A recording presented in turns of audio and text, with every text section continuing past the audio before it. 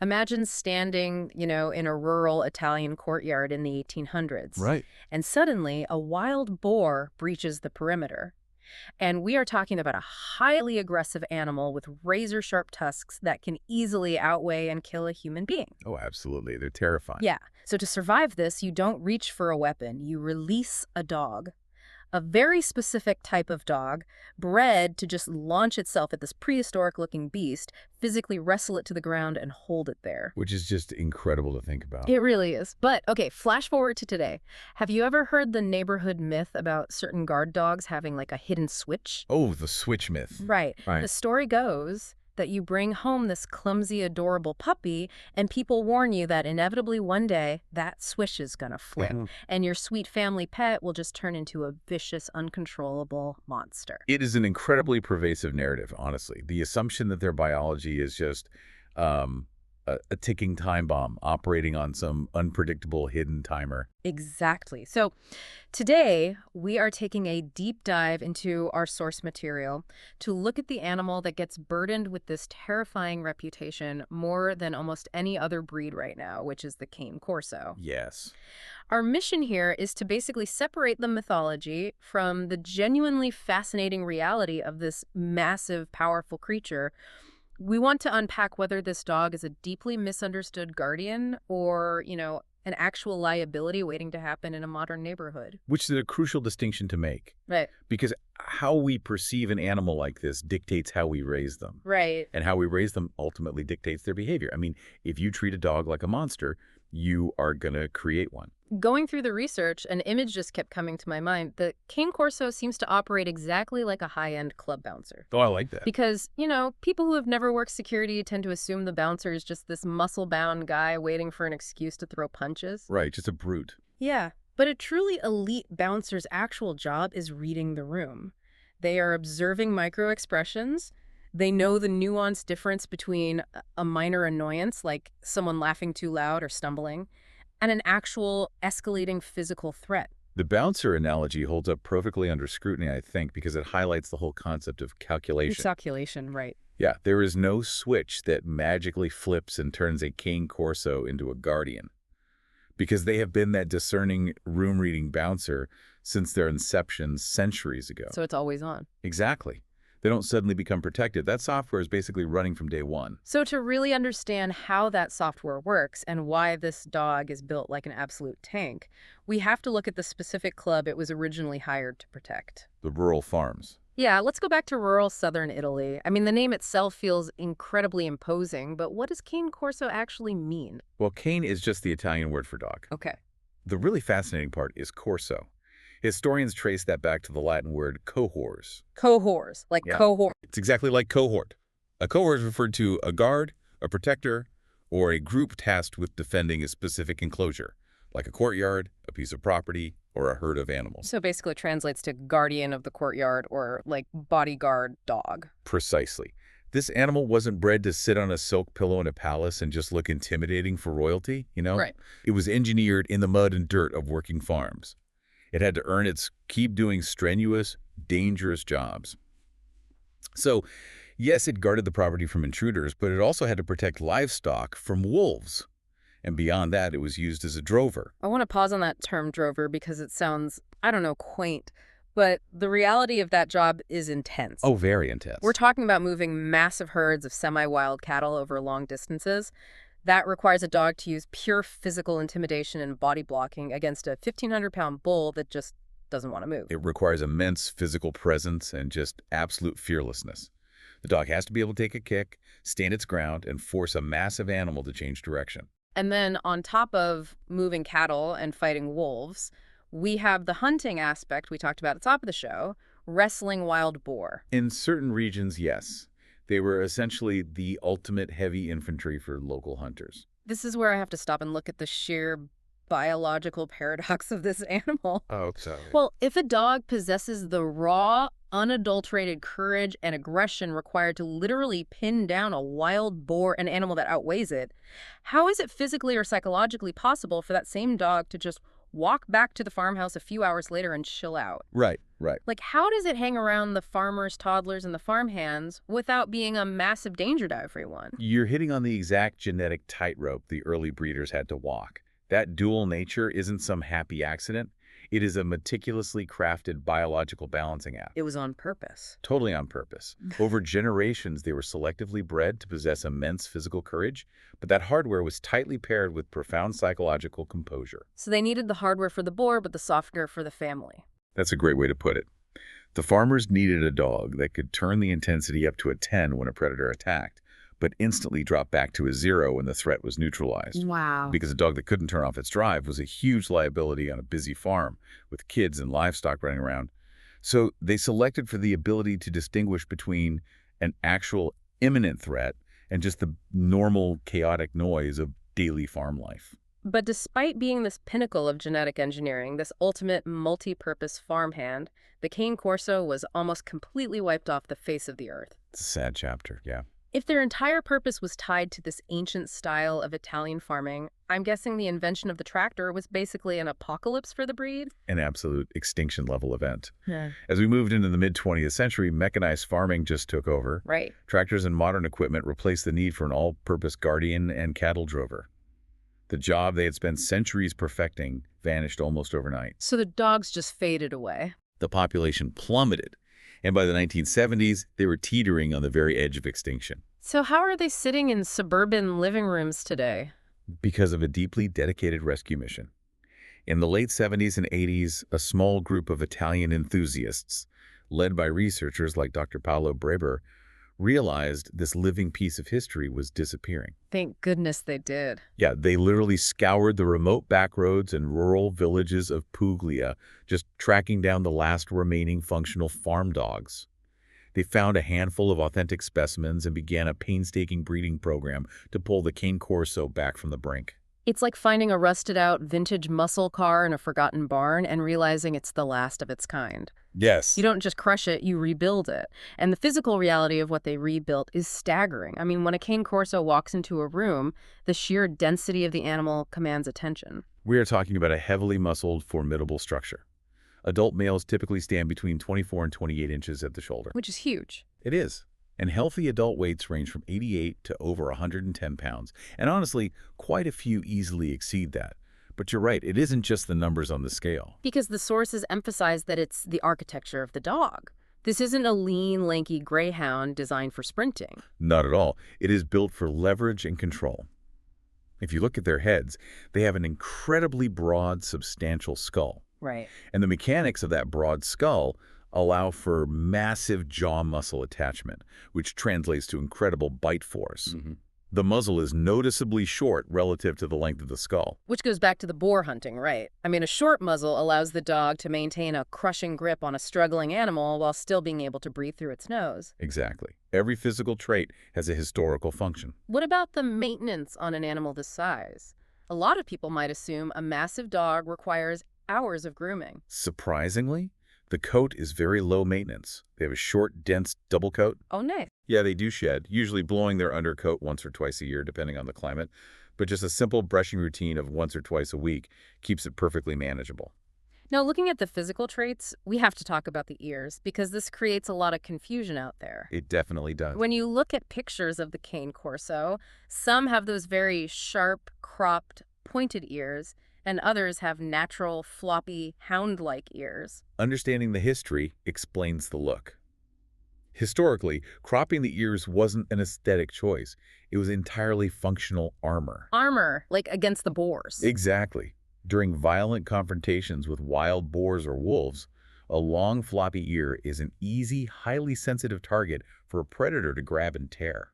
Removing the ear flap protected the dog on the farm. Which makes total sense if the dog is heading into the brush to fight a 300-pound boar.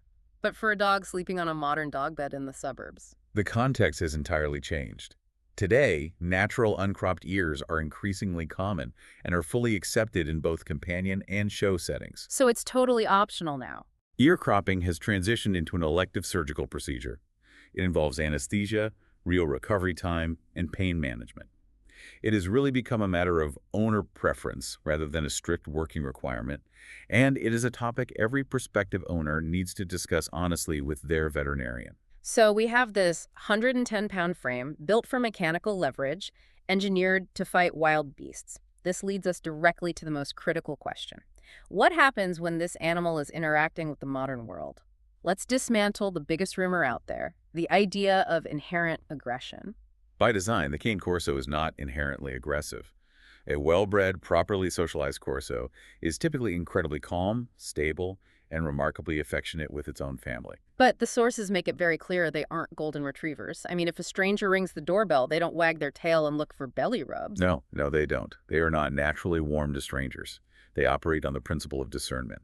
A normal, healthy reaction to a stranger entering their environment is not to attack, but to be watchful. They possess a deep, natural wariness. Okay, wait, let me push back hard on this terminology for a second. Sure, go ahead. Because if a heavily muscled dog deliberately steps between me and my mail carrier and just locks eyes with them, I don't care if you call it discernment or watchfulness. To a normal person, that dog is a threat. Isn't labeling it watchfulness just giving a free pass to a dangerous animal? It sounds like a free pass until you look at the mechanics of what the dog is actually doing. Mm. There's a profound psychological difference between watchfulness and aggression. Okay, what is it? Aggression is an emotional overreaction. It is a loss of control. The dog is acting out of fear, insecurity, or blind rage. Watchfulness, doing the job of a guardian, is calculated. So how does the dog show calculation in that moment with the mail carrier? By what it doesn't do. Hmm. When a Cane Corso positions itself between its family and a visitor, it is assessing the situation. It is reading the human's posture, checking for erratic movements, smelling for spikes in cortisol or adrenaline. Just taking it all in. Right. If the dog is standing its ground but not lunging, not snapping, and not snarling, it is in control of its emotions. It is simply saying, I am here and I am watching. It's the bouncer crossing his arms at the door. He's not throwing a punch, but he's making his presence known while he evaluates you. Exactly. Now, what crosses the line into a behavioral problem is outright aggression toward a calm, non-threatening visitor. As someone just sitting there. Yeah, if the dog is lunging at a guest who is just sitting on the sofa, or if the dog cannot be called off by the owner, that is not a guardian doing its job. That is an unstable or poorly socialized animal that requires a professional behaviorist. Which means this breed is absolutely not for someone who just wants a casual pet. They are definitively not for first-time dog owners. The owner has to understand canine body language intimately enough to guide the dog, rather than just reacting to it. Early, intense, and ongoing socialization is absolutely non-negotiable. You have to expose them to everything. Hundreds of normal situations. Bicycles, umbrellas, crying kids, crowds, so their internal database knows what normal looks like. If they don't know what normal is, they will treat everything as a threat. Because if you fail at that socialization, you aren't dealing with a yappy terrier that you can just pick up. You are dealing with a confused 100-pound animal that is genuinely dangerous simply because you cannot physically restrain it if it panics. Which brings us to the physics of family life. Managing mass. Right. If this dog's literal instinct is to insert itself between its family and the outside world, how does it navigate the unpredictable chaos inside the house? Specifically, with toddlers and children. Well, with children, they are raised alongside. Cane Corsos are deeply loyal. They often displayed a deliberate, stunning gentleness with their human siblings, but interactions with kids must always be heavily supervised. And I want to clarify this for you listening. The danger here usually isn't about malice or a sudden aggressive snap. It is purely a physics equation. Mass times acceleration. It's like an NFL linebacker trying to play a friendly game of tag with a 3-year-old. Even if the linebacker has the absolute best intentions, if he bumps into the kid, that toddler is getting bounced across the living room. Supervision with large working breeds is about managing momentum. A 100-pound dog turning quickly to catch a ball can accidentally shatter a child's collarbone just by bumping into them. What about other animals in the house? What if I already have another dog? They can live successfully with other dogs, especially if they are raised together from puppyhood and understand the pack hierarchy. However, as they mature, same-sex pairings can be highly problematic. Really? Like 2 males? Yeah, 2 adult males or 2 adult females unfamiliar with each other can show a very low tolerance for conflict. It can escalate into a serious fight very quickly. And if someone has a cat? That depends heavily on the individual dog's prey drive. which, remember, was historically high enough to hunt boar. Introducing a Cane Corso to a cat requires highly controlled, gradual introductions over weeks or months. You cannot just let them loose in the hallway and assume they will figure it out. The safest route is always raising a puppy alongside a dog-savvy cat. So managing this massive physical presence requires a highly specific lifestyle. Do you need like a 100-acre farm to own one today? No, and this is where people get it wrong. They can actually adapt to living in apartments or smaller homes, but only if their physical and mental needs are strictly met outside the house. Okay.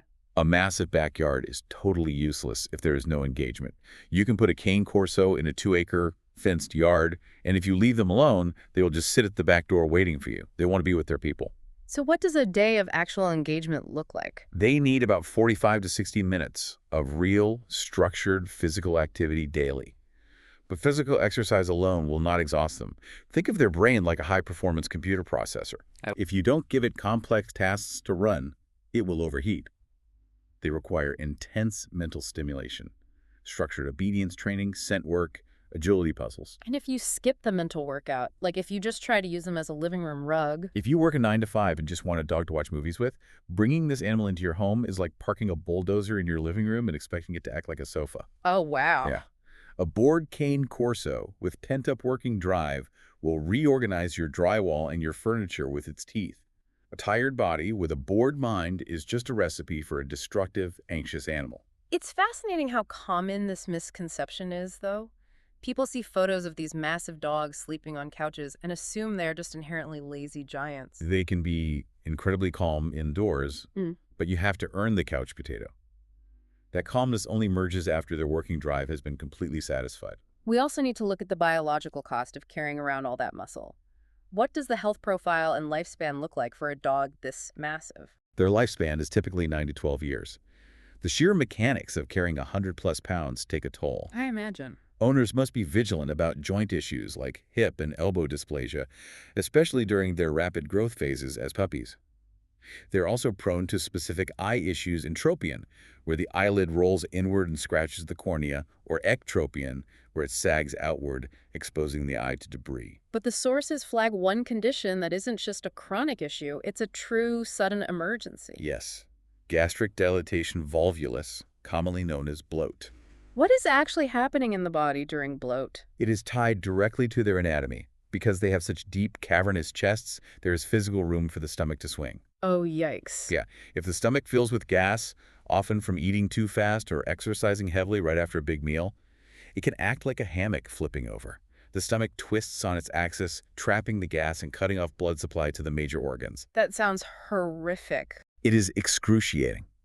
And it is a catastrophic, life-threatening emergency that requires immediate surgical intervention to untwist the stomach.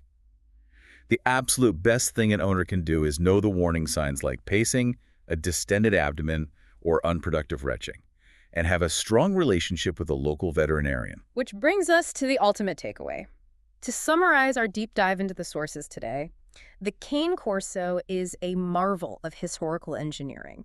It is a deliberate, fiercely loyal, and incredibly discerning working dog that was painstakingly pulled back from the brink of extinction. It is not a manufactured trend, and it's certainly not a monster waiting to snap. But it is an animal that demands a committed, confident, and highly engaged leader to truly thrive in a modern environment. If you can provide that leadership, you get a companion of unmatched devotion. And this leaves me with a final provocative thought based on the source's emphasis on their discernment. Let's hear it. Think about how we handle security in our modern world. We rely almost entirely on rigid, black-and-white technology. We install alarms that shriek blindly at a falling branch, just as loudly as they would at a breaking window. We use cameras that record indiscriminately, capturing everything but understanding the context of absolutely nothing. So we've completely outsourced our security and our intuition to mindless machines. Precisely. But centuries ago, human beings successfully engineered a biological guardian capable of incredibly nuanced judgment. They cultivated an animal that could look at a stranger, analyze their posture, smell their neurochemistry, process their intentions, and decide in real time whether they were a genuine threat or just a friend stopping by. That's wild to think about. In an era where we are surrounded by blind automated security, maybe studying how these dogs read human intentions could teach us something vital about our own lost ancient instincts for reading a room. That is an incredible thought to leave on. The next time you see a cane corso sitting quietly next to its owner, don't look at it like a ticking time bomb. Remember our clip bouncer. You are looking at a masterful historical professional, completely at rest yet entirely aware of every single thing in the room.